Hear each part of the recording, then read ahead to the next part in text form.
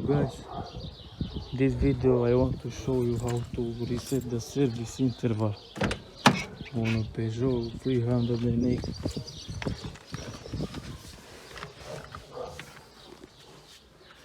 You need to push this button, keep it push and switch the ignition in position 1.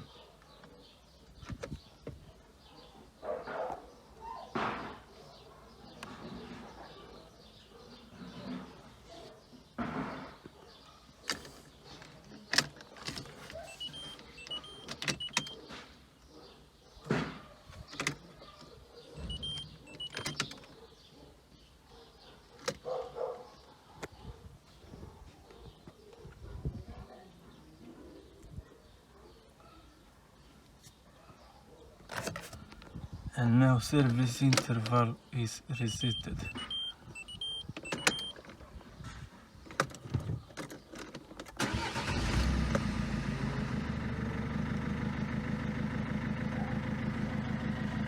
Bye.